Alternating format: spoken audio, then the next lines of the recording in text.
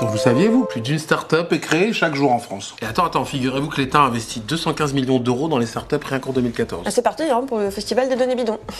Chacun y va de sa petite info.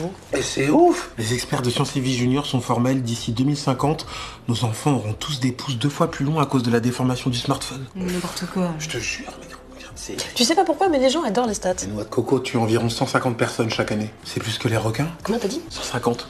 Au fond, ça doit les rassurer. Mais t'as l'impression que pour toi, ça marche jamais, les stats.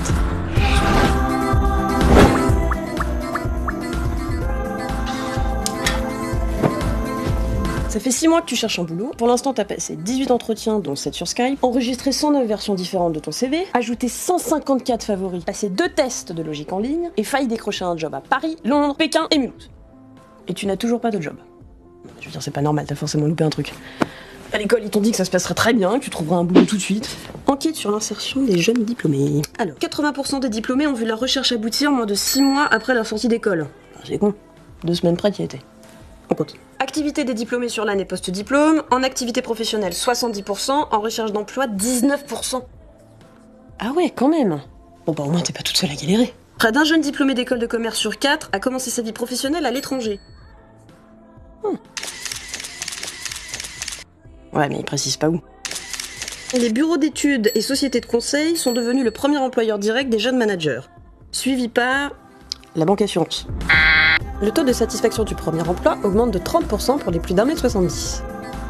Les jeunes salariés qui mangent un pamplemousse tous les matins ont 82% de chance de devenir cadre en moins de 3 ans.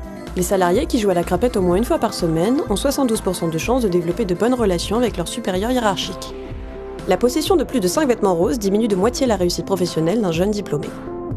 Donc, pour résumer, tu es la jeune diplômée qui ne supporte pas les agrumes, n'a jamais compris les règles de la crapette, mesure 1m65 en talons, n'a pas de mec parce que trop de rose, n'a pas trouvé de taf après ta sortie d'école, ne souhaite pas bosser en Belgique et qui ne souhaite pas faire carrière dans la banque.